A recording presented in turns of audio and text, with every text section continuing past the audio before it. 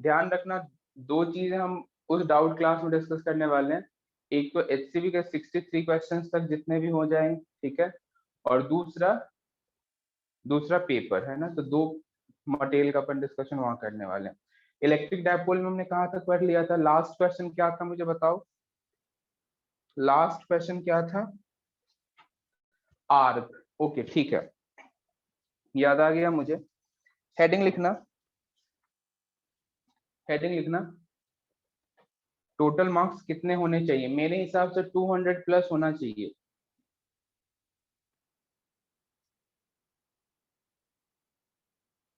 हाँ चलेगा, चलो। हेडिंग लिखना electric dipole,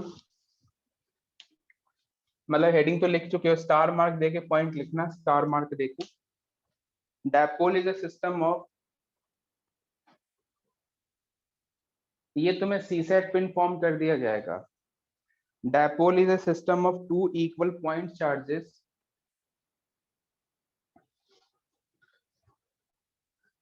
dipole is a system of two equal point charges of opposite sign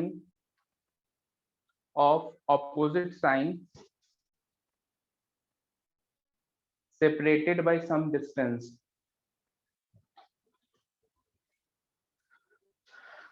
Dipole is a system of two equal point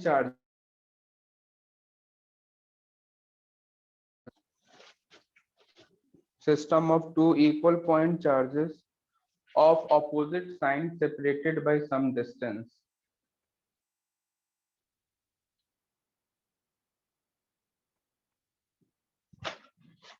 Next point, the direction of dipole moment, the direction of dipole moment of electric dipole, the direction of dipole moment of electric dipole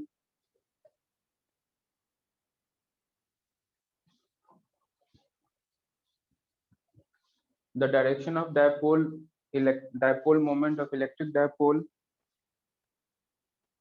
is from negative charge to positive charge, is from negative charge to positive charge.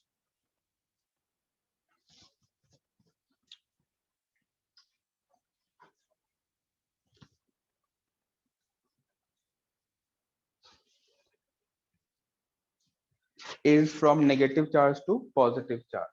देखना, suppose करो हमारे पास दो point charges हैं, एक minus Q और दूसरा plus Q. अब जब इन दो चार्जेस को हम स्मॉल सेपरेशन पे रखेंगे तो हम इस कॉम्बिनेशन को क्या कहेंगे? Electric dipole. क्या कहेंगे? Electric dipole. एंड डायरेक्शन की बात करें तो डायरेक्शन हम किधर लिखेंगे? नेगेटिव से पॉजिटिव की तरफ, तो ये है डायरेक्शन, सिंपल। तो मैं ये बता दूं, ये जो सेपरेशन होता है बहुत स्मॉल होता है ना, स्मॉल सेपरेशन होता है ये। और ऑर्डर की मैं बात करूं तो एंगस्ट्रॉम ऑर्डर में होता है, मतलब लेंथ 10⁻⁻10 इस तरीके के लेंथ में ये प्लेस होते हैं, ठीक है, एंगस्ट्रॉम के ऑर्डर में। तुमने केमिस्ट्री में भी इलेक्ट्रिक डायपोल देखा होगा तो तुम्हें पता ही है कि बॉन्ड लेंथ बॉन्ड साइज क्या होता है ना, तो उसके हिसाब से तुम सोच सकते हो, ठीक है। अब इसके लिए भी मुझे लिखना हो, सपोज करो इसके लिए मैं एक यूनिट वेक्टर r1 मानता हूँ एंड इसके लिए एक यूनिट वेक्टर r2 मानता हूँ और इसे मैं डेल्टा r कहता हूँ। तो triangle law of vector addition से मैं लिख सकता हूँ r1 प्लस डेल्टा r बराबर r2। तो डेल्टा r वेक्टर क्या होगा बताओ? r2 minus r1। तो ये तो मुझे डेल्टा r वेक्टर पता लग गया।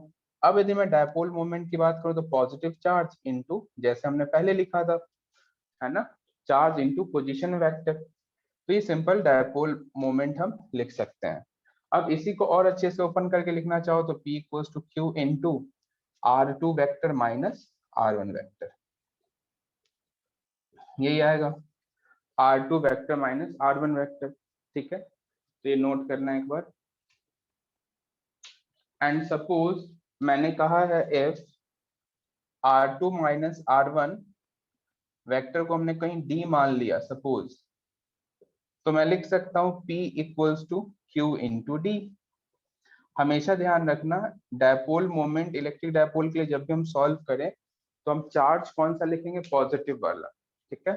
डायरेक्शन किधर होगा, नेगेटिव से पॉजिटिव, तुम देख रहे होगे डायग्राम में।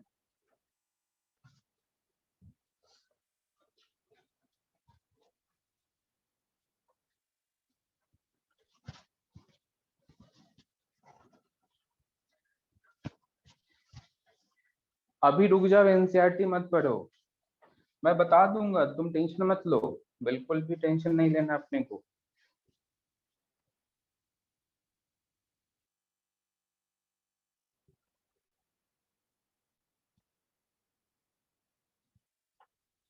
एक्चुअली एनसीईआरटी में दिक्कत ये है ना कि एक ही पेज यदि तुम पढ़ोगे ना तो उसमें ऐसे ऐसे टर्म्स आ जाएंगे ना जो आगे की कॉन्सेप्ट पे बेस्ड होगा, और मान लो कोई ऐसा टर्म आता है आ जाए और जो तुमने पढ़ा ही नहीं है, तो फिर पढ़ने का मजा नहीं आएगा। तो एक बार अपन वेट कर लेते हैं, कंप्लीट हो जाए फिर पढ़ेंगे।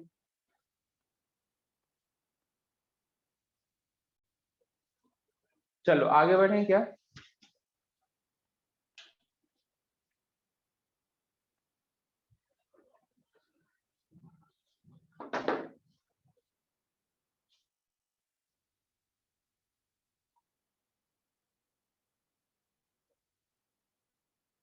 हाँ वो एनसीईआरटी की एक्सरसाइज सिंपल होता है, कर लोगे, बिल्कुल कर लोगे, बट थ्योरी की बात बात करूँ तो उसमें थोड़ा टाइम देना होगा।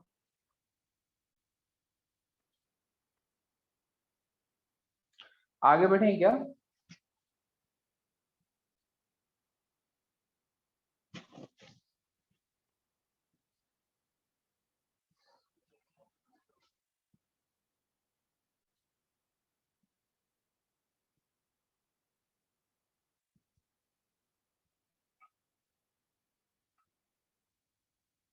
देखना ध्यान से,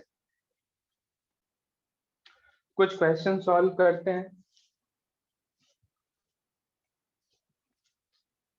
एक पॉजिटिव चार्ज है, 2,0 पे प्लेस किया है, और एक नेगेटिव चार्ज है जिसे मैंने 0,2 पे प्लेस किया है। ठीक है, इधर y मानो, इधर x, डिस्टेंस सब कुछ ना माइक्रोमीटर में गिवन है। माइक्रोमीटर का मतलब 10⁻⁻6। तुमसे नेट डायपोल पूछा गया है, फाइंड इलेक्ट्रिक डायपोल या फिर फाइंड डायपोल मोमेंट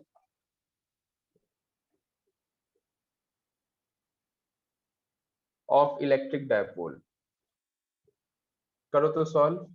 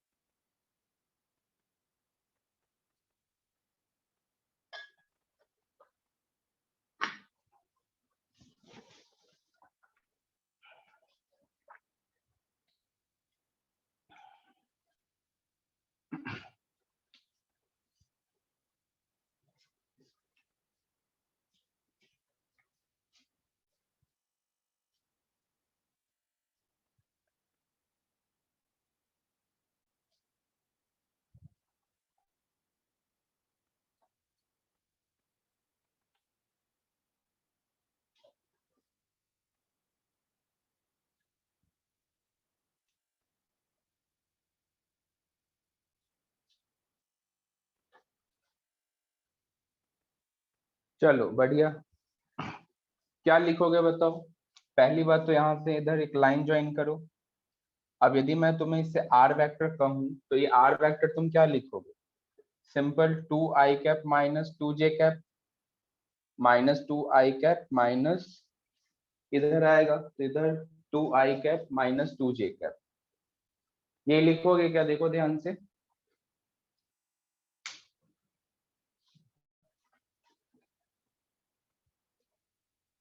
देखो कैसे लिखा, इनकेस किसी को समझ नहीं आया हो तो देख सकते हो। इसे एक ट्रायंगल कंस्ट्रक्ट कर दो, एक इधर एक इधर, इसे R1 वेक्टर मान लो और इसे R2 मान लो। ट्रायंगल लॉ वेक्टर एडिशन क्या लिखोगे, R1 प्लस R बराबर R2, तो R बराबर हो जाएगा R2 माइनस R1, तो R2 है कितना 2i कैप, R1 है कितना 2j कैप, तो एक ऑलरेडी माइनस, तो ये सिंपल हमने लिख दिया। ठीक है, अब यदि मैं डायपोल मोमेंट लिखूं तो Q इंटू 2I-2j।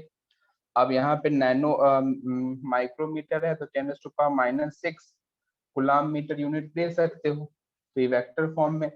एंड यदि इसी का मैग्नीट्यूड चाहिए तो सिंपल लिखोगे 2√2Q coulomb into 10⁻⁻6 coulomb metre. आया समझ क्या?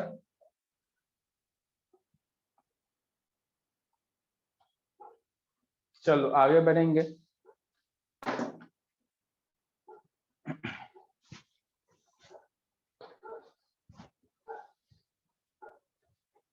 देखो नोट कर लिए हो तो एक बार डन का मैसेज करना।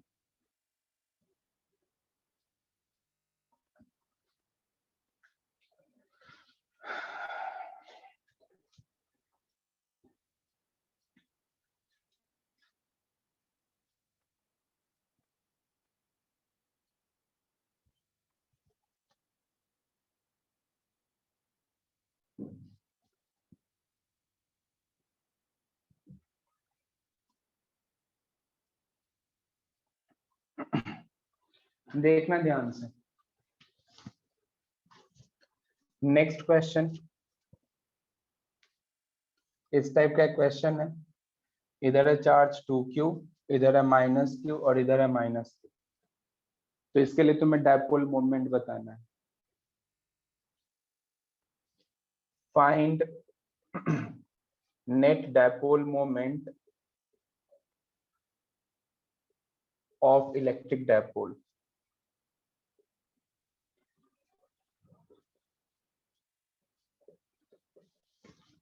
Find net dipole moment of electric dipole. Separation a का गिवन है, इक्विलैटरल ट्रायंगल। करो तो ट्राई जल्दी से।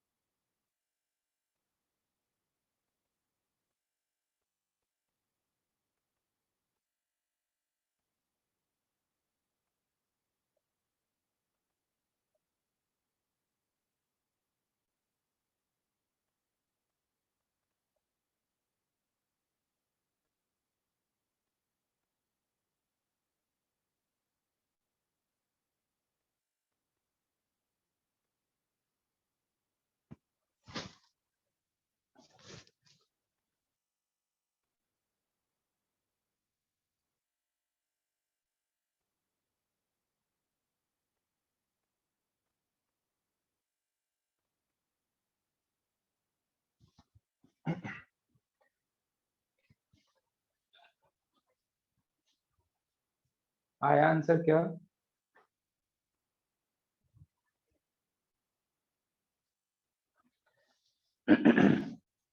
देखो ध्यान से। अब हम क्या करेंगे कि इधर जो 2Q चार्ज है ना, इसे हम दो पार्ट्स में डिवाइड करेंगे।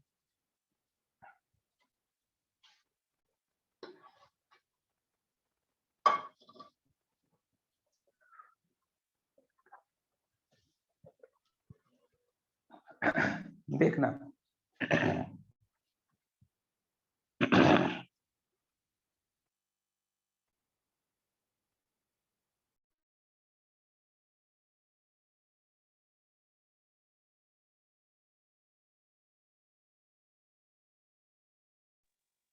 देखना यहाँ पे जो 2Q चार्ज है ना, इसे हम दो पार्ट्स में डिवाइड करेंगे, Q और Q।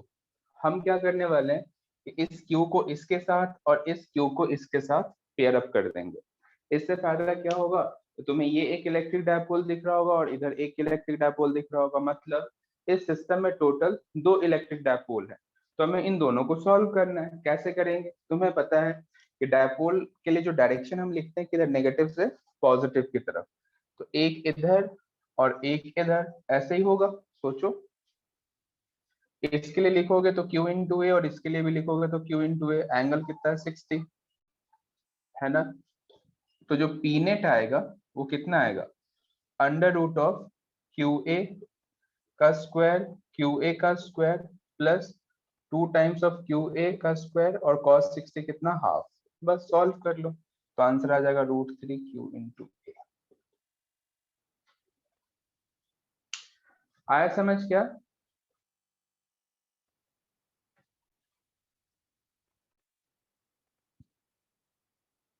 तो जब कभी क्वेश्चन में कम मतलब अच्छे से डायपोल, इलेक्ट्रिक डायपोल ना दिख रहा हो, तो देखना कि कुछ ब्रेक करके, पेयर अप करके पॉसिबल है क्या। तो ऐसे भी हमें क्वेश्चन को सोचना होगा, ठीक है। ऐसा क्वेश्चन में देता ही नहीं, क्योंकि उसे भी पता है कि इक्वल एंड ऑपोजिट चार्जेस भी तो होने चाहिए डायपोल के लिए। तो ऐसा नहीं कुछ भी यहाँ पे दे दिया जाए, ऐसा नहीं है।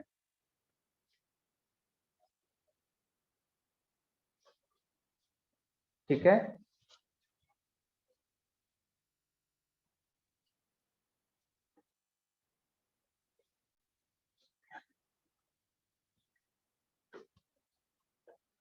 समझ आ गया हो, एक बार यस का मैसेज करो, आगे बढ़ेंगे। देखना नेक्स्ट। अब हेडिंग लिखो, electric field due to electric dipole.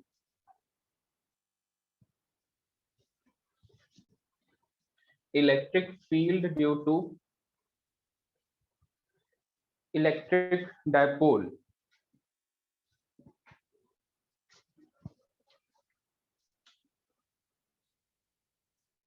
देखो इधर है negative Q, positive Q, and simple dipole के लिए हम ऐसा एरो यूज कर लेते हैं, डायरेक्शन दिखा रहा है नेगेटिव से पॉजिटिव की तरफ। अब बहुत ध्यान से पहले देखना है, देखो इस लाइन को हम कहते हैं एक्सियल पोजीशन, मतलब इस लाइन पे कहीं भी पॉइंट हो ना, उसे हम कहेंगे एक्सियल पोजीशन।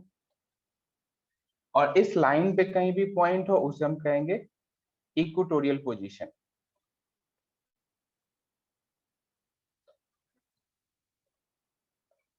समझ गए। ये दो पोजीशन का बहुत ज्यादा रोल है इलेक्ट्रिक डायपोल में। अब एक एक पॉइंट ध्यान से सुनना है, बहुत ध्यान से। सपोज करो मैं यहाँ पे पॉइंट ए अज्यूम कर रहा हूँ, इधर मैं पॉइंट बी अज्यूम कर रहा हूँ, इधर सी, और इस तरफ कहीं डी। मैं तुमसे बस इतना जानना चाहता हूँ कि इन चारों पॉइंट पे नेट इलेक्ट्रिक फील्ड की डायरेक्शन किस तरफ होगी। समझ रहे हो। हमें आई कैप और जे कैप में आंसर बताना है, सोच के बताओ। नेट इलेक्ट्रिक फील्ड की डायरेक्शन में तुमसे पूछ रहा हूँ ए बी सी डी पे, आई कैप जे कैप के टर्म्स में तुम्हें आंसर करना है। बताओ, लॉजिक लगाओ और आंसर बताओ।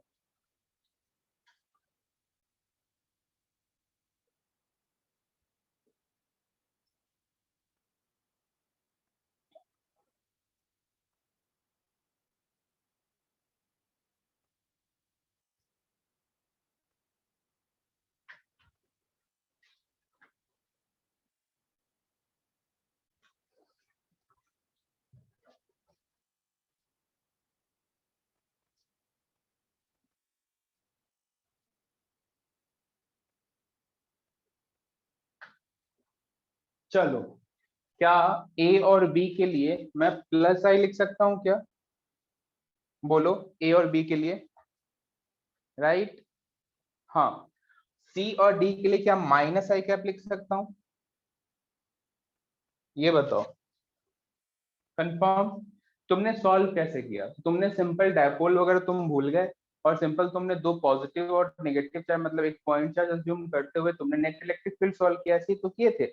जैसे यदि मैं बी पॉइंट की बात करूं, तो देखो बी पे जो माइनस चार्ज की वजह से जो इलेक्ट्रिक फील्ड है, उसके लिए मैग्नीट्यूड ज्यादा है, क्यों, डिस्टेंस कम होने की वजह से, राइट। तो मैं कह सकता हूं कि इस नेगेटिव का जो इलेक्ट्रिक फील्ड है वो डोमिनेटिंग कंडीशन में होगा। मींस कि ये इस तरफ डायरेक्शन है, ये डायरेक्शन है, यहाँ पे प्लस आई आ गया।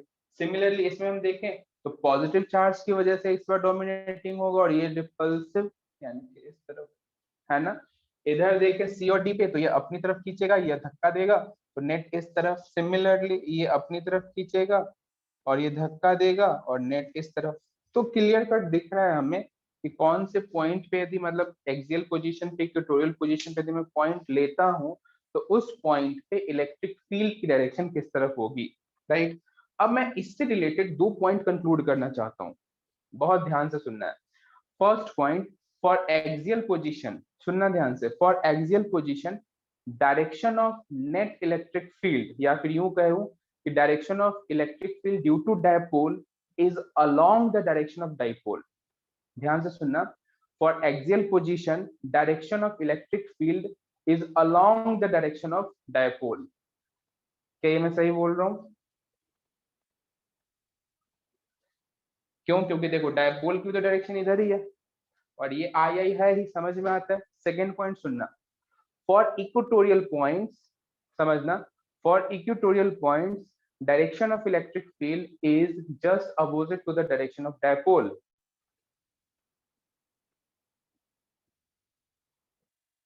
लिख सकते हैं क्या? मतलब इक्वेटोरियल पोजीशन पे जो नेट इलेक्ट्रिक फील्ड की डायरेक्शन है वो opposite to the direction of electric field है, और एक्सियल के लिए along the direction of electric field. तो ये सब नोट करो, और जो मैंने तुम्हें दो पॉइंट्स बताए वो खुद से स्टार मार्क करके लिखो और डन का मैसेज करो। करो इतना काम।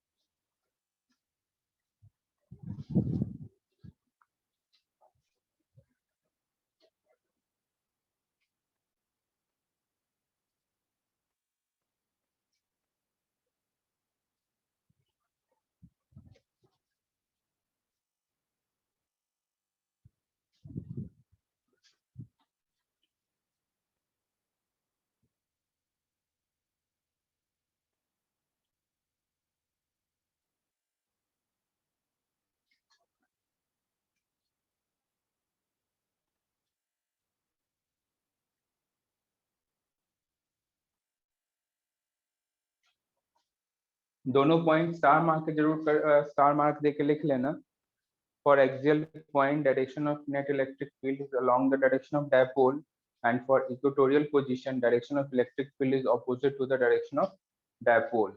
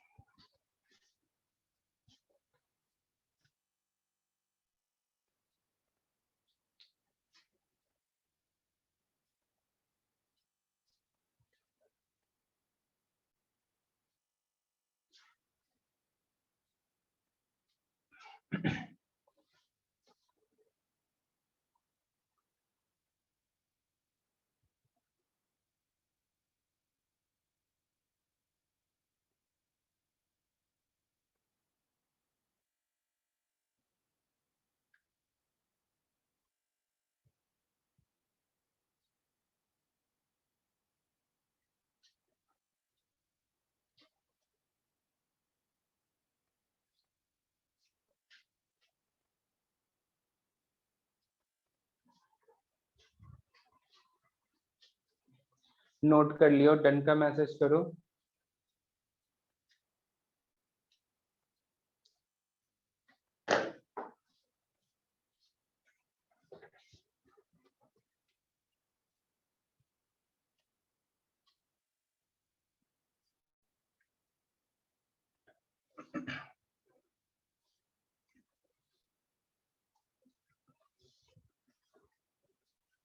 देखना ध्यान से,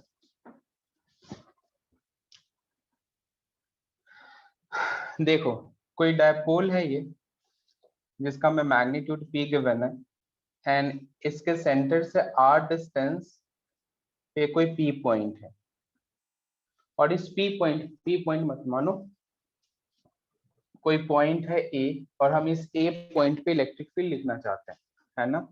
तो electric field due to electric dipole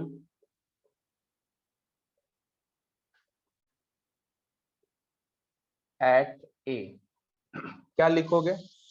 simple, यहाँ पे E बराबर KP upon RQ under root 3 cos square theta plus 1। इसका मैं डेरिवेशन नहीं दे रहा हूँ, कोई मतलब नहीं, और बहुत ज्यादा लेंदी डेरिवेशन है, टाइम कंज्यूम होगा। है कितना? KP upon RQ 3 cos square theta plus 1। तो ये किसी भी जनरल पॉइंट के लिए हम इलेक्ट्रिक फील्ड बताएंगे। बट पॉइंट क्या है कि हम नेट इलेक्ट्रिक फील्ड तो बता सकते हैं, बट हमें डायरेक्शन बताने में बहुत ज्यादा दिक्कतें आएंगी। तो इसके लिए हमने क्या मेथड निकाला है वो मैं एक्सप्लेन कर रहा हूँ। देखो, जैसे ये जो डायपोल है ना, इस डायपोल को हम ऐसा करेंगे कि जैसे किसी वेक्टर को दो कंपोनेंट्स में कर देते हैं एक्स एंड वाई, तो वैसे ही इस डायपोल को हम दो पार्ट्स में ब्रेक करेंगे, मतलब दो कंपोनेंट करेंगे।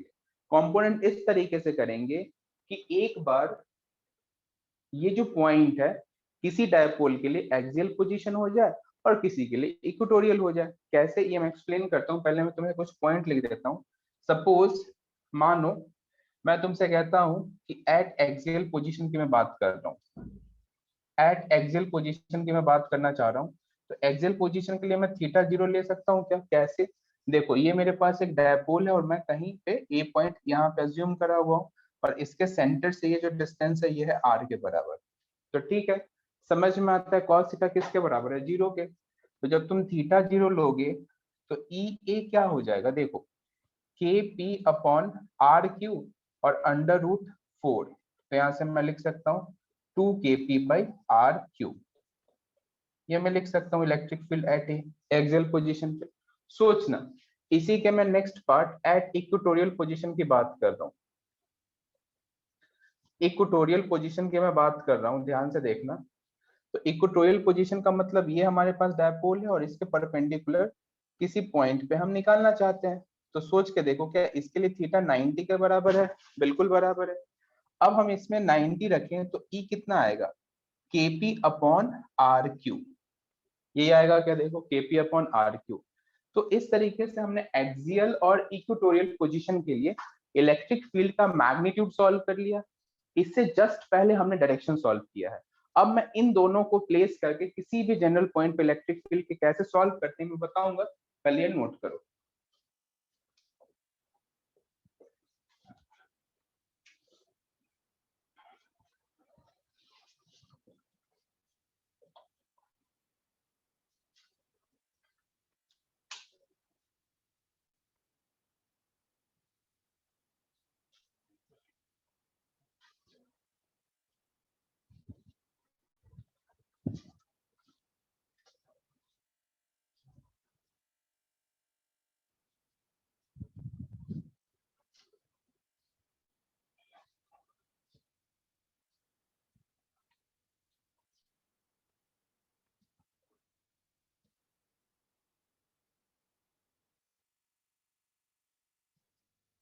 हाँ, कर दो।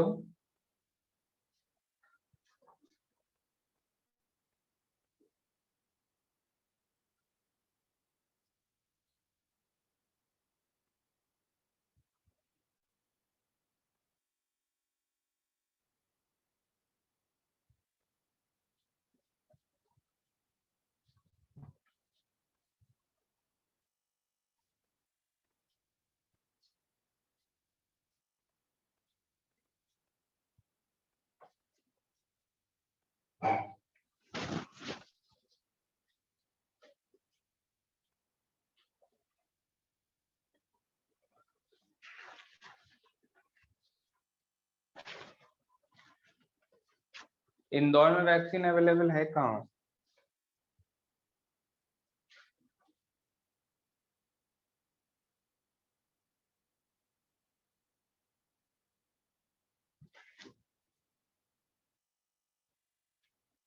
हाँ बिल्कुल।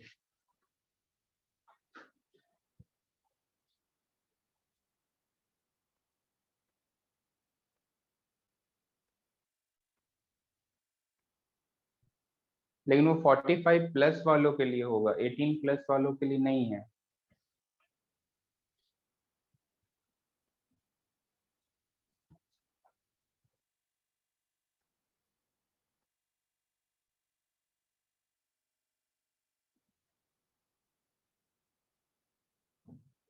अच्छा 5 मई से, ओके। हाँ आर जो हम है डिस्टेंस सेंटर से लेते हैं, बिल्कुल। ये आर हम हमेशा सेंटर से मानते हैं।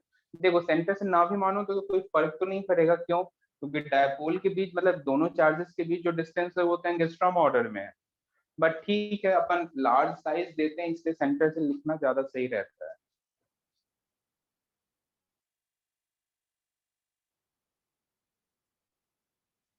चलो ये नोट कर लियो, तो बताओ आगे बढ़ते हैं।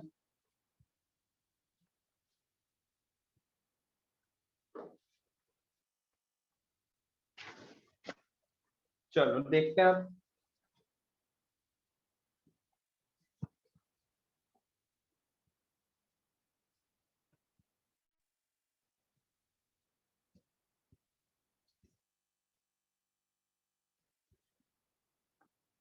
देखो अब बहुत ध्यान से देखना, इधर ये हमारे पास एक कोई पी डायपोल है, बहुत ध्यान से। और हम किसी जनरल पॉइंट ए पे इलेक्ट्रिक फील्ड लिखना चाहते हैं।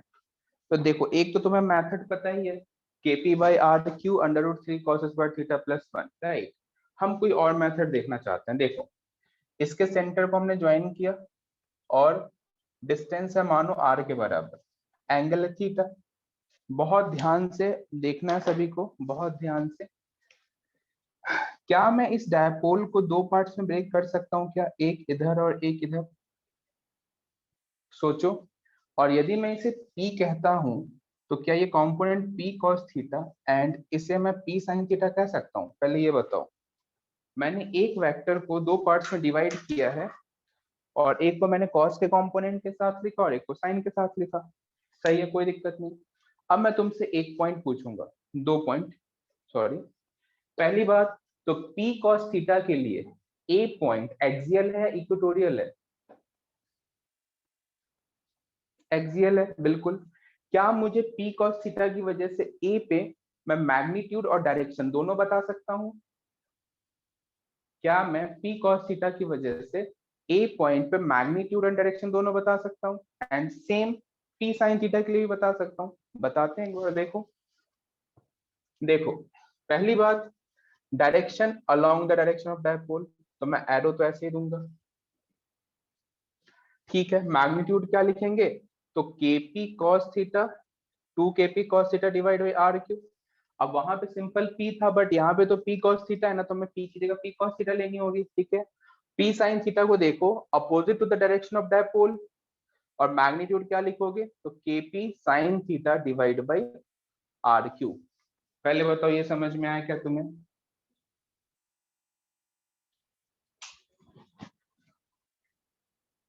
यूनिट वेक्टर की रिक्वायरमेंट नहीं है, हमें डायरेक्शन ऑलरेडी पता है कि along the dipole, opposite to the dipole, तो उसके बेसिस पे लिख दिया। ठीक है। हाँ सोचो, इसे यदि मैं E1 कहता हूं और इसे यदि मैं E2 कहता हूं, अब मैं चाहता हूं कि इन दो वेक्टर का रिजल्टेंट मुझे पता लग जाए। क्या यही रिजल्टेंट ये बताएगा क्या, net electric field due to dipole? Simple, समझ में आता है, करते हैं सॉल्व। तो इसी डायग्राम को मैं अलग से ड्रॉ करूं, एक बार ध्यान से देखना, इस तरीके से। तो इधर है हमारे पास E2, और इधर है हमारे पास E1, और इधर कहीं है E नेट। ठीक है। अच्छा ये एंगल मैं अल्फा यदि कहता हूं, सिंपल समझना। तो पहली बात, तो जब मुझे ई नेट लिखना होगा, तो मैं लिख सकता हूँ अंडर रूट ऑफ E1 का स्क्वायर प्लस E2 का स्क्वायर। मैं और तुम्हें बता दूं कि जब E1 और E2 का स्क्वायर करोगे तो वही वाला फॉर्मूला आ जाएगा, कौन सा? KP/RQ √3 cos square theta plus 1। ठीक है। तो ई नेट इस तरीके से। और इसी में यदि मैं तुमसे कहूँ कि tan अल्फा बताओ, तो तुम कहोगे E2 अपॉन E1। अच्छा, E2 और E1 हम करें, लिखते हैं। क्या लिखेंगे? KP sine theta divide by RQ divide by 2 KP cos theta divide by R Q, यही आएगा।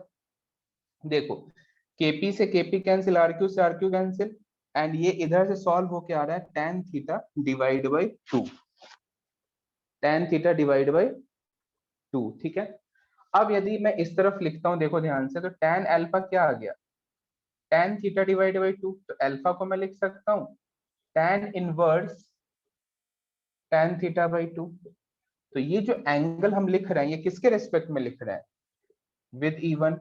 ऐसा लिखना जरूरी क्यों है, क्योंकि देखो एंगल एक रिलेटिव क्वांटिटी है। मैं तुमसे कहूं कि एंगल 60 डिग्री है, तो तुम इस 60 से आइडेंटिफाई नहीं कर पाओगे कौन से डायरेक्शन में 60 है। हमें ये भी बताना है कि विद पॉजिटिव एक्स या विद नेगेटिव एक्स, समझ रहे हो। तो वैसे ही मैं यहाँ पे जो एंगल सॉल्व कर रहा हूँ, ये मैं इवन वेक्टर के साथ कर रहा हूँ, तो मैं यहाँ पे लिख रहा हूँ विद इवन। तो क्या तुम्हें सब कुछ अच्छे से समझ में आया होता है, इसका मैसेज करूँ, नोट करना। E2 की डायरेक्शन रिपीट कर दीजिए। देखो P साइन थीटा को ध्यान से देखो, P साइन थीटा इधर है और पॉइंट मेरा किधर है, उधर। तो क्या इन दोनों के बीच 90 डिग्री का एंगल है, देखो ध्यान से देखो 90 का एंगल है। और जैसे 90 का एंगल होता है तो उस पोजीशन को हम कौन सा पोजीशन कहते हैं, इक्वेटोरियल। और इक्वेटोरियल के लिए डायरेक्शन किधर, opposite to the direction of dipole.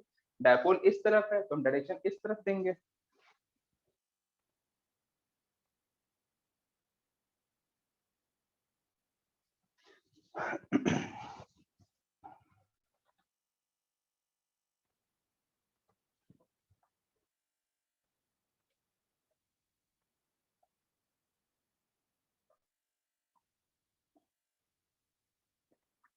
Heading उसी में कंटिन्यू करो ना, electric field due to electric dipole.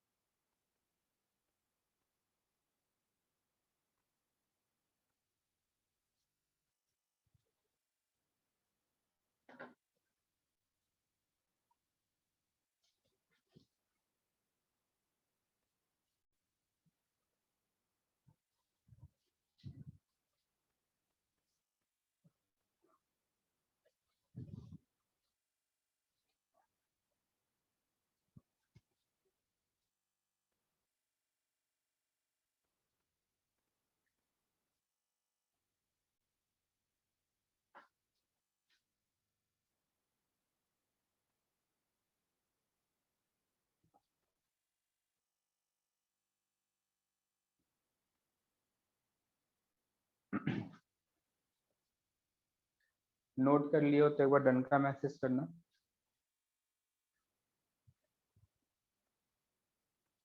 E2 को P sin थीटा के डायरेक्शन में होना चाहिए था ना। एक बार फिर से याद करो जो तुमने दो पॉइंट्स लिखे हो। इक्वेटोरियल पोजीशन के लिए direction of electric field opposite to the direction of dipole ना।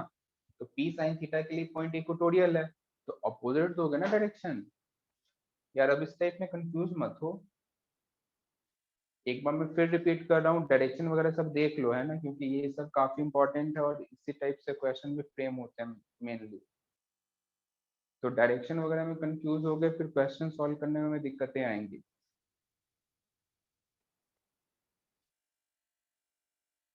इसीलिए मैं सबसे पहले जब टॉपिक स्टार्ट किया था तो उस टाइम मैं तुम्हें डायरेक्शन को ही अच्छे से एक्सप्लेन किया था।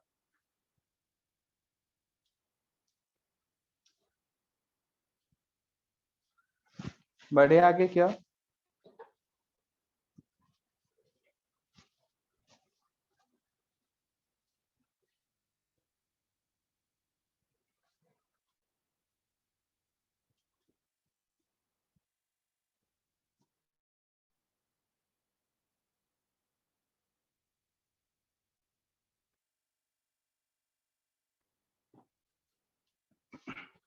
देखना ध्यान से, इजी क्वेश्चन से स्टार्ट करूंगा।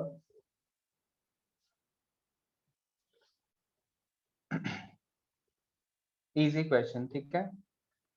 एक हमारे पास सिंपल डायपोल P गिवन है, इधर है 2,0 और इधर है 0,2, इधर है y माइक्रोमीटर में, इस तरफ है x माइक्रोमीटर में, ठीक है। और डायपोल हमें दिया गया है 2 × 10⁶ कूलाम मीटर, ठीक है। तो तुमसे मैं पूछ रहा हूँ electric field at point A and B, find electric field due to electric dipole at A and B in vector form. करो सॉल्व।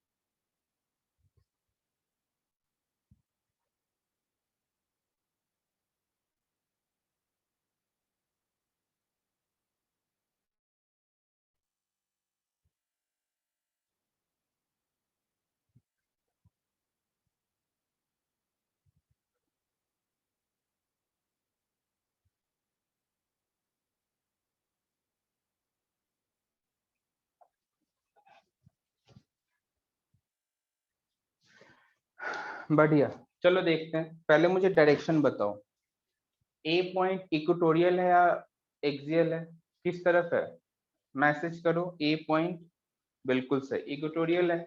डायरेक्शन किधर दोगे? Opposite to the direction of dipole, सही है।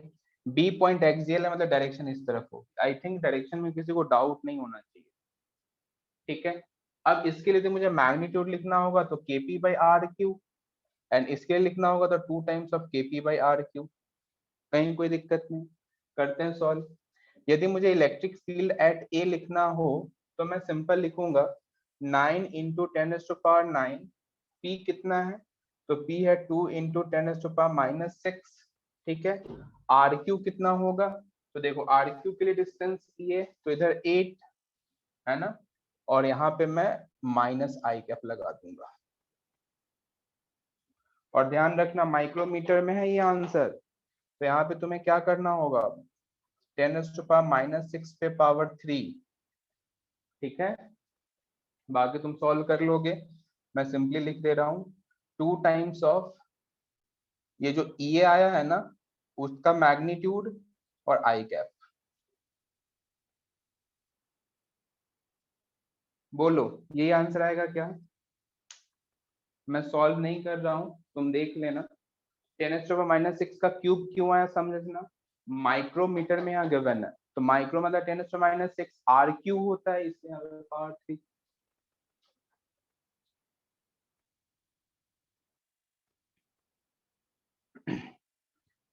तुम्हें ये समझ आ गया हो तो इसका मैसेज करो, हम आगे बढ़ेंगे। चलो नेक्स्ट क्वेश्चन।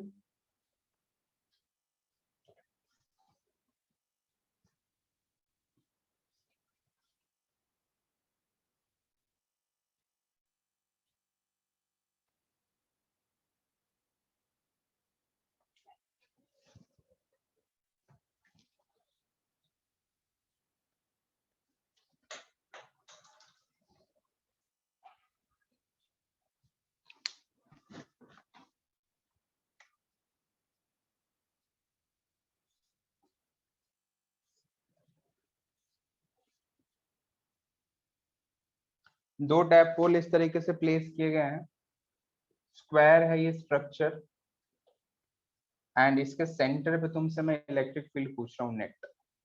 डायपोल मोमेंट का मैग्नीट्यूड पी है, करो तो सॉल्व।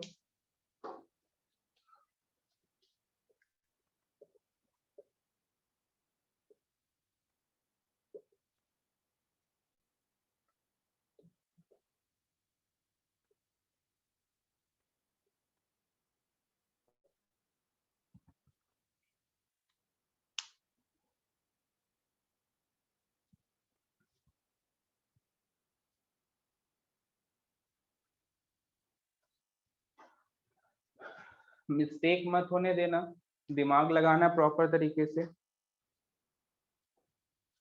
हाँ दो डायपोल है ना, दो डायपोल की वजह से हम सॉल्व करेंगे यहाँ पे। अब डायग्राम में दिख रहा होगा।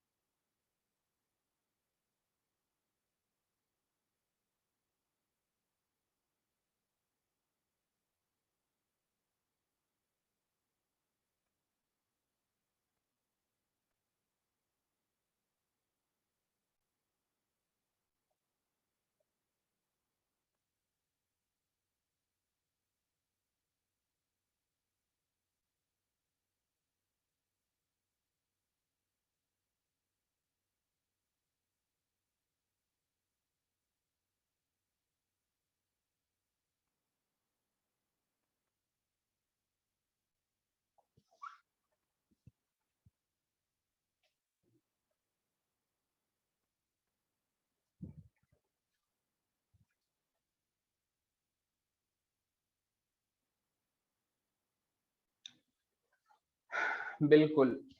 देखो दोनों के लिए तुम्हें बिल्कुल इसमें सोचना है कि एक डायपोल के से इलेक्ट्रिक फील्ड इस पे लिखो, फिर इसके से इस पे लिखो, फिर नेट निकालो।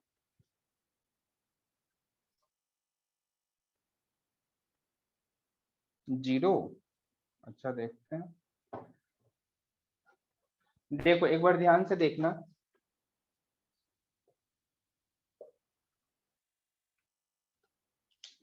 ये मैंने सिंपल डायग्राम ड्रॉ किया है और इस वेक्टर को हमने दो पार्ट्स में डिवाइड किया, डायपोल को इधर और इधर। बहुत ध्यान से देखना है, बहुत ध्यान से। तुम्हें पता है कि इसमें जो भी थीटा हम लेंगे वो सब 45 होगा, क्यों? स्क्वायर है इस वजह से, ठीक है। बहुत ध्यान से देखना, सभी इधर ध्यान दो।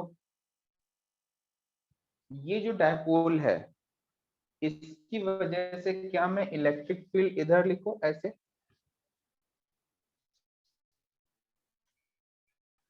डायरेक्शन देखो, इसकी वजह से इस तरफ फर्स्ट के लिए लिखा है। डायरेक्शन समझ में आया तो ये इसका मैसेज करो, सिर्फ मैंने फर्स्ट की वजह से लिखा है। सही है। अच्छा अब हम मैग्नीट्यूड भी लगे हाथ लिख लेते हैं। मैं कहता हूं कि Kp अपॉन a √2 पे पावर 3 को मैंने e माना है, समझना। यहाँ पे cos भी लगा दो क्योंकि cos भी सभी में रहेगा, है ना। Kp cos theta divide by a by √3, मतलब सॉरी a बाई √2 पे पावर 3 को मैंने e माना है। तो क्या उसी के बेसिस पे मैं क्या इसे 2e और इसे e कह सकता हूँ क्या? एक बार सोच के बताओ।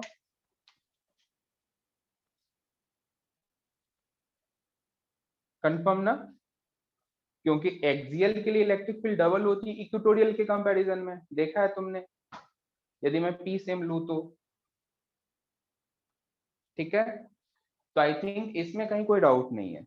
अब मैं रेड कलर से ड्रॉ करूंगा इस डायपोल के लिए। सोचना, यदि मैं इस डायपोल को ध्यान से देखूं, बहुत ध्यान से देखना, तो ये जो लाइन है इसके लिए इलेक्ट्रिक फील्ड इस तरफ,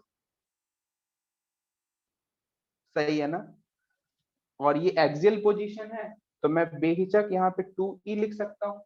सिमिलरली इसके लिए इक्वेटोरियल होगा तो जस्ट अपोजिट, और इसके लिए मैं e लिख सकता हूँ। ये तुम्हें समझ आया हो तो ये इसका मैसेज करो।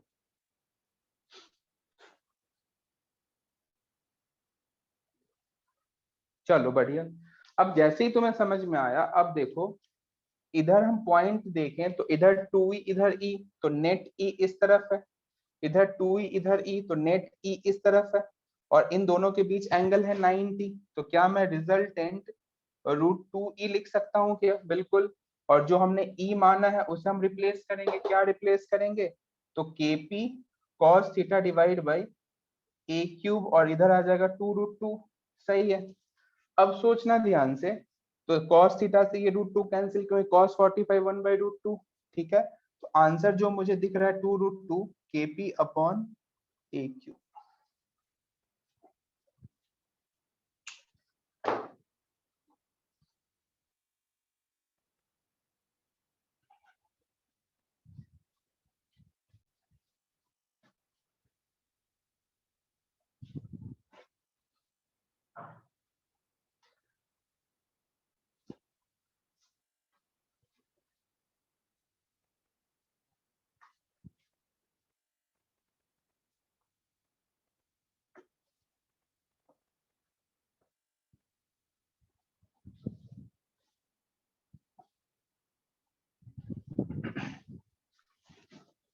आया क्या अच्छे से? बहुत ही बढ़िया।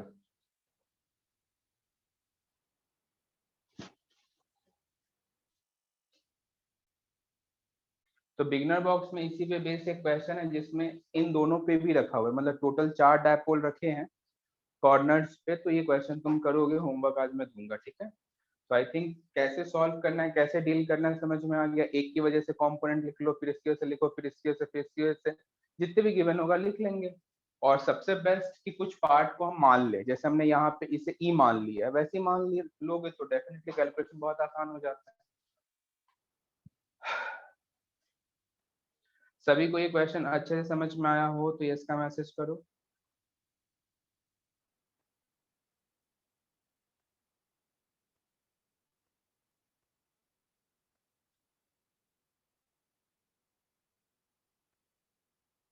हाँ बिल्कुल। चलो आगे बढ़ते हैं। तो अभी तक मैं तुम्हें इलेक्ट्रिक फील्ड के बारे में बता रहा था, एक्सियल इक्वेटोरियल पोजीशन के बारे में एक्सप्लेन करा, उसे कैसे सॉल्व करेंगे ये बताया। एंड अब हम देखेंगे electric potential due to dipole. लिखो heading, electric potential due to dipole.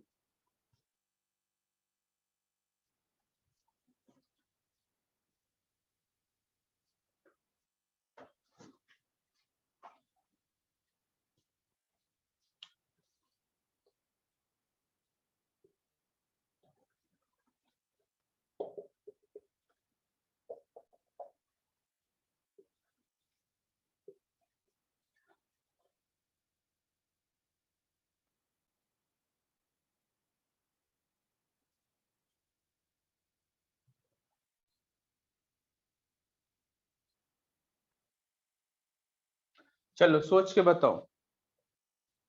फिर से सेम पॉइंट में लेता हूं, इधर ए बी सी एंड इधर डी। तो बताओ कौन कौन से पॉइंट पे पोटेंशियल पॉजिटिव है और नेगेटिव है। कौन कौन से पॉइंट पे पोटेंशियल नेगेटिव पॉजिटिव कहोगे, मैसेज करो। क्योंकि तुम्हें पता है पोटेंशियल स्केलर क्वांटिटी है तो हम डायरेक्शन की बात तो नहीं करेंगे।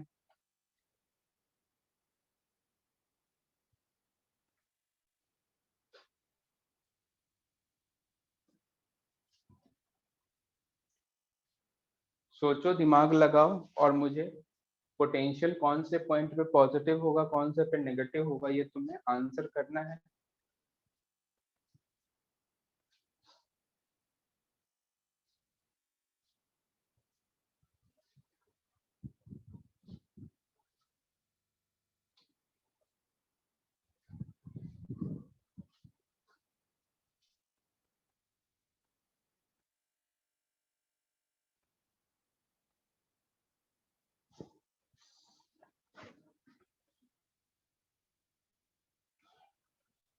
सही है। देखो, सबसे पहले हम ए की बात करें तो क्या मैं कह सकता हूँ कि ए पे पॉजिटिव होगा। क्यों पॉजिटिव होगा? क्योंकि पॉजिटिव चार्ज के पास है, डिस्टेंस कम है, मैग्नीट्यूड ज्यादा इसका होने वाला है। ठीक है। बी पॉइंट की बात करूं तो बी पे पोटेंशियल कैसा होगा, नेगेटिव। सी एंड डी की बात करूं तो इन दोनों पे जीरो पोटेंशियल होगा। कैसे? क्योंकि सी और डी इक्वी डिस्टेंस है तो नेट पोटेंशियल कितना हो जाएगा, जीरो। कैसे? इक्वल डिस्टेंस है तो के क्यू बाई आर लिखोगे तो एक पॉजिटिव एक निगेटिव होने की वजह से कैंसिल हो जाएगा। क्या तुम्हें ये समझ में आया?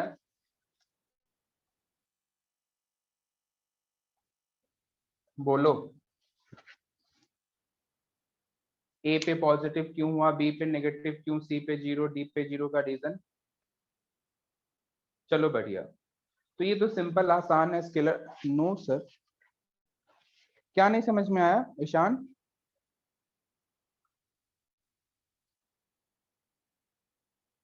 बी पर। ओके। चल देख, इधर मानो मैं इस डिस्टेंस को x मान लेता हूँ और इस डिस्टेंस को मैं y मान लेता हूँ। तो पोटेंशियल एट बी क्या लिख सकते हैं, माइनस के क्यू बाई एक्स प्लस के क्यू बाई वाई। तुम खुद बताओ ये रिजल्ट का मैग्नीट्यूड प्लस होगा या माइनस होगा?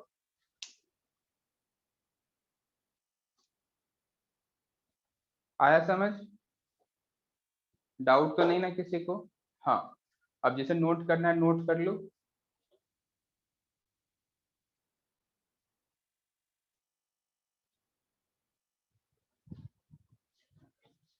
जब भी हमें डायपोल में कंफ्यूजन आने लगे ना तो सिंपल क्या करो कि डायपोल को दो पॉइंट चार्ट से रिप्लेस करो और लॉजिक से देख लो, सिंपल।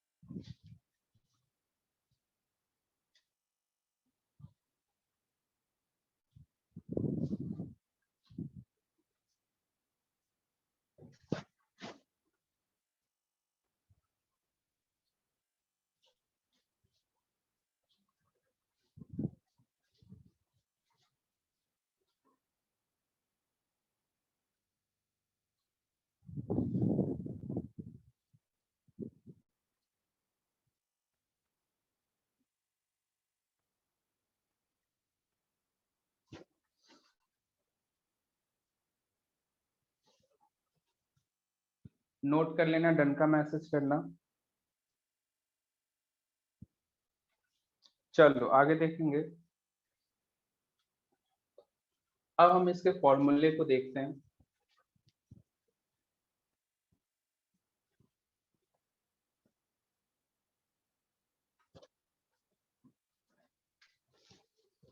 इधर कोई डायपोल है मानो P, एंड इधर कोई डिस्टेंस हम R अज्यूम करते हैं, और इस P पॉइंट A पॉइंट पे हम पोटेंशियल लिखना चाहते हैं।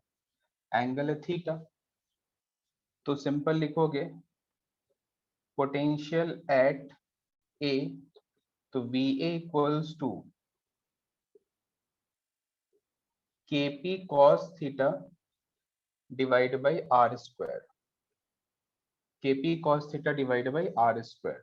ठीक है, अब यहीं से तुम्हें समझ में आता है कि यदि मान लो मैं एक्सियल पोजीशन की बात करूं, तो एक्सियल पोजीशन यदि हम लिखना चाहें, एट एक्सियल पोजीशन पोटेंशियल क्या लिखोगे, simple KP by R square. क्यों? क्योंकि यहाँ पे cos थीटा किसके बराबर हो जाएगा, 1 के, थीटा 0 होने की वजह से। ठीक है, एंड यहीं पे हम इक्वेटोरियल पोजीशन की बात करें,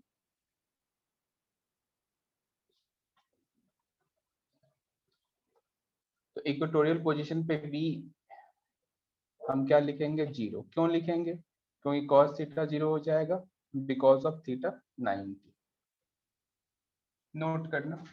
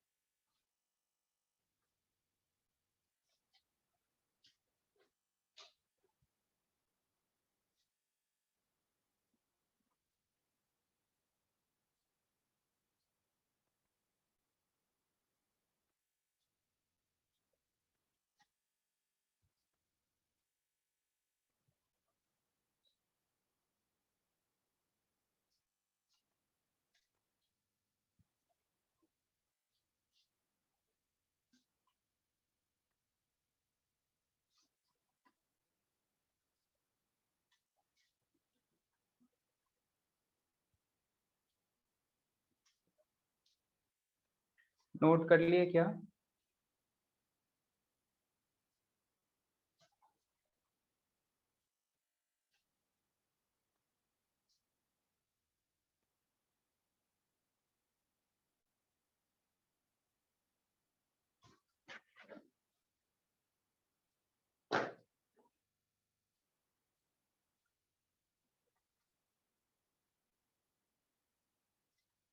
नोट कर लियो तो डन का मैसेज करो।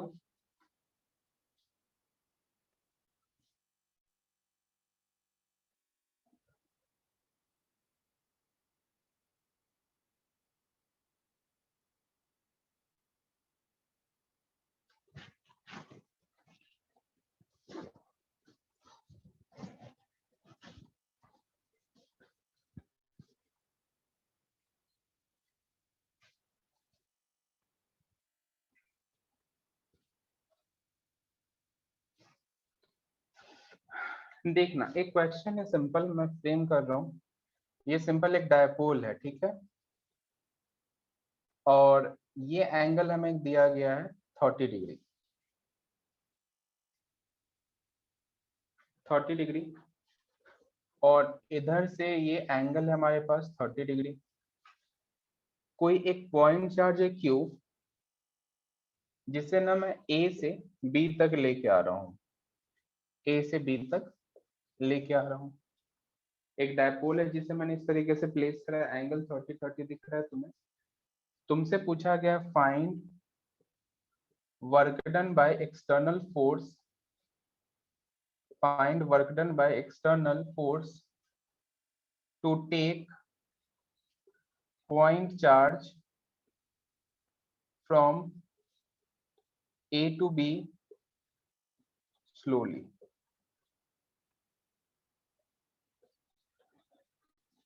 कैसे डील करेंगे, कोई आइडिया है तो बताओ।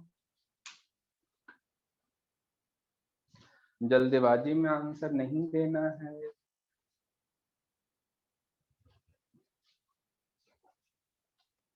डेल्टा यू, बहुत बढ़िया। तो डेल्टा यू को कैसे सॉल्व करेंगे?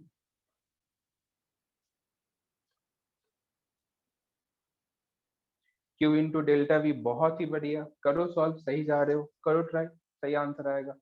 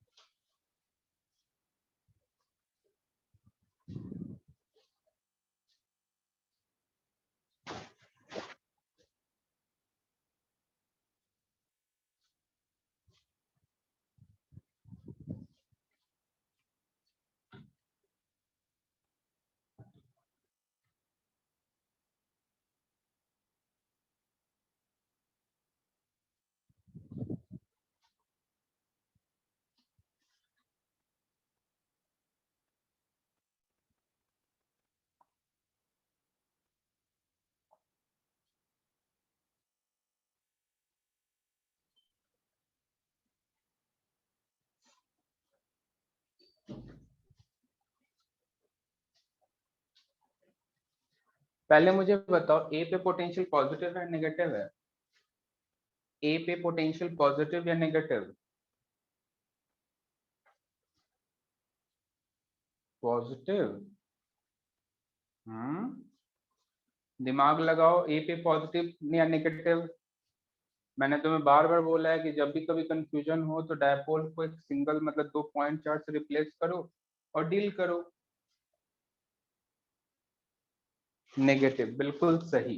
तो सोचो, ये negative potential, B positive potential, तो वर्क डन जीरो होने का तो सवाल ही नहीं है ना। जीरो तो तब होता जब दोनों सेम पोटेंशियल पे होते। सोचो, ये जो मैंने एंगल दिया है ना, तुम्हें हमेशा ध्यान रखना है कि जब भी तुम एंगल लोगे वो along the direction of dipole लोगे, मतलब ये एंगल की हम बात करेंगे। तो ये एंगल हमारे पास कितना है, 150 डिग्री।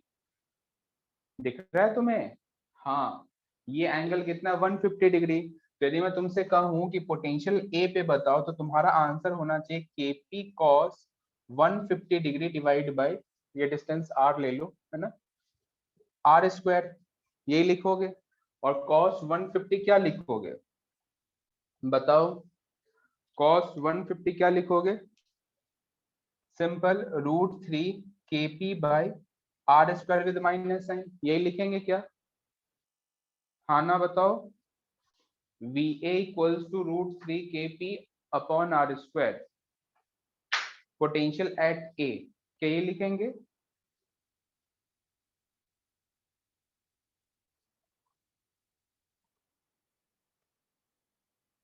यहाँ पे 2 भी आएगा।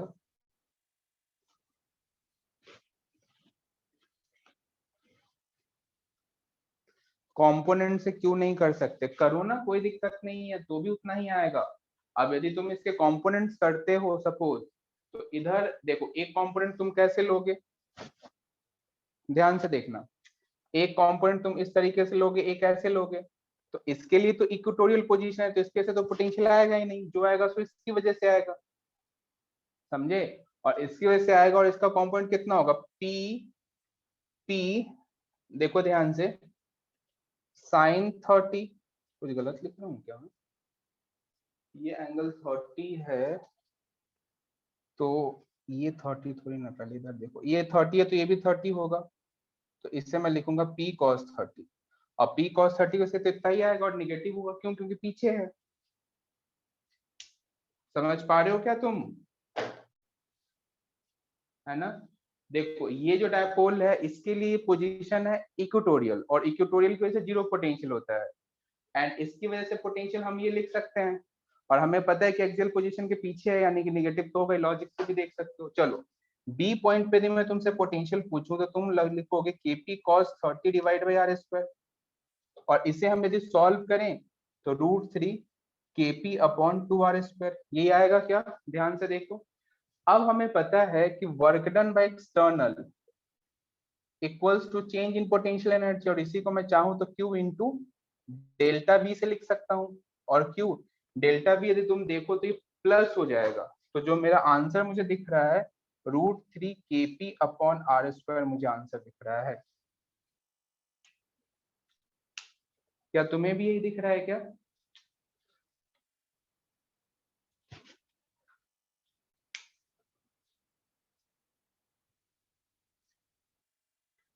यहाँ पे जब पोटेंशियल को ऐसे लिखोगे VB minus BA into Q, तो ये माइनस और ये माइनस प्लस हो जाएगा। तो तुम्हें क्वेश्चन समझ में आया हो तो इसका मैसेज करो। सर एंगल वो 30 मिलता क्यों, क्या है? अरे तुम इस एंगल से कंफ्यूज मत हो, मैंने इसके लिए डायपोल ब्रेक किया है ना, इसके लिए, तो तुम्हें इस वाले एंगल को देखना होगा ना। अब ये एंगल 30 है तो ये 30 नहीं होगा क्या? सोचो, जब हम इसके लिए सॉल्व करेंगे तो उस 30 की बात करेंगे, हम दो एंगल को कैसे दो जगह मिक्स कर दे बताओ? हम तो इसके लिए सॉल्व करना चाह रहे तो हम इस एंगल को लेंगे। बी पर पी साइन थीटा का कंपोनेंट आ गई क्या? कैसे आएगा पी से? तुम्हें ये 30 दिख रहा है क्या? ये 30 होगा? ये बोलो हाँ या ना। ये 30 तो ये 30 होगा। जब ये 30 होगा और ये पी है तो क्या मैं कॉस थीटा नहीं लिखूंगा, कॉस 30? सोचो, और जब मैं इस पॉइंट के लिए सॉल्व करूंगा तो मैं इस एंगल को हटा के फिर इस 30 की बात करूंगा।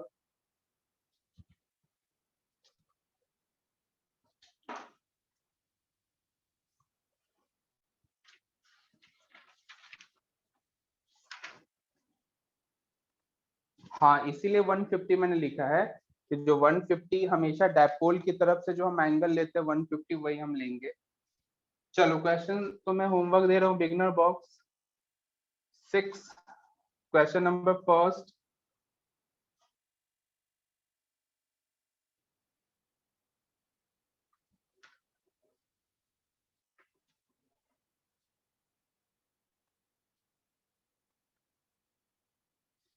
फर्स्ट 7, 8, 9, 10, 11, 1, 7, 8, 9, 10, 11 ये होमवर्क है, और आज मैं ग्रुप पे पोटेंशियल से रिलेटेड वर्कशीट पोस्ट करूंगा जिसमें से पोटेंशियल के क्वेश्चंस होंगे, तो वो तुम्हें सॉल्व करना है, ठीक है? और एक बार फिर बता दूं, वेंसडे को 1:30 से 2:30 तक हम एचसीवी और पेपर का डिस्कशन करेंगे। एचसीवी में 63 तक करो, एक लेक्चर के बाद कंप्लीट चैप्टर कर सकते हो, यानी कल के लेक्चर कंप्लीट होने के बाद तुम चैप्टर कंप्लीट कर सकते हो, और इसका अपन डिस्कशन बुधवार को करेंगे, ठीक है? तो मिलते हैं अपन यहीं पे।